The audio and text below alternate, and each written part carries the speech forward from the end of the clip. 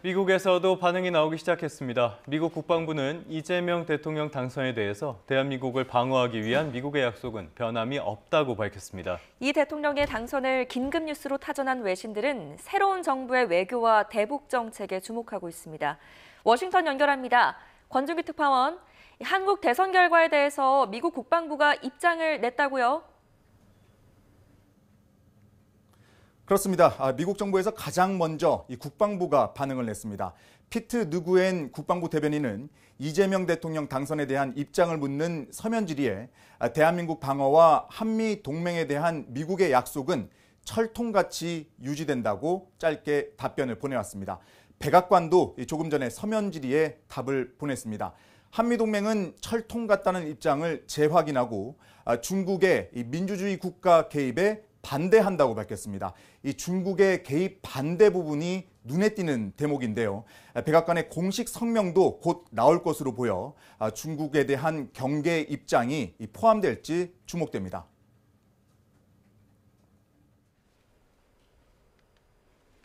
네, 이재명 대통령과 트럼프 대통령의 첫 통화 언제쯤 이뤄질 거로 보십니까? 네, 트럼프 대통령과의 첫 통화 시점도 관심입니다. 트럼프 대통령은 오늘 특별한 공식 일정이 없어서 이르면 한국 시간으로 오전 중으로 이 통화가 이루어질 가능성도 배제할 수 없을 것으로 보입니다. 하지만 일부에서는 취임 직후보다는 오후 늦게 미국 시간으로 오늘 밤이나 내일 아침에 통화가 이루어질 거란 관측도 나오고 있습니다.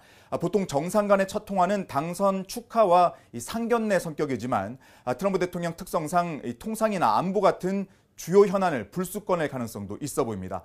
특히 백악관은 오늘 무역 협상을 진행하고 있는 모든 국가에 4일까지 최상의 제한을 제시하라는 서한을 보냈다고 밝혀 트럼프 대통령이 관세 협상과 관련해 메시지가 나올지 주목됩니다.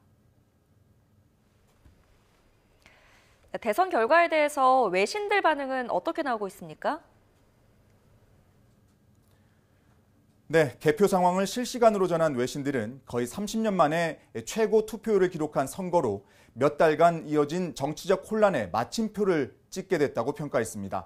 뉴욕타임스는 윤 전 대통령에 대한 분노의 물결을 타고 이재명 후보가 승리했다고 보도했습니다. 또 민주당이 국회 과반 의석을 차지한 점을 들어 이 대통령은 수십 년 만에 가장 강력한 권력을 갖게 될 거라고 전망했습니다. 외신들은 이재명 대통령이 펼 외교와 대북 정책에 대해서도 관심을 보이고 있습니다.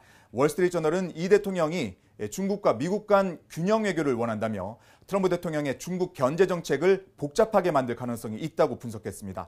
워싱턴 포스트도 이 대통령이 외교 정책을 재편하려는 진보 성향이라며 중국 문제를 놓고 트럼프 행정부와 갈등을 빚을 수 있다고 내다봤습니다. AP통신은 이 대통령이 실용 외교를 강조하며 한미일 협력을 약속했다며 북한과 관계 개선을 위한 급진적인 조치를 취할 가능성은 낮다고 전망했습니다. 지금까지 워싱턴에서 전해드렸습니다.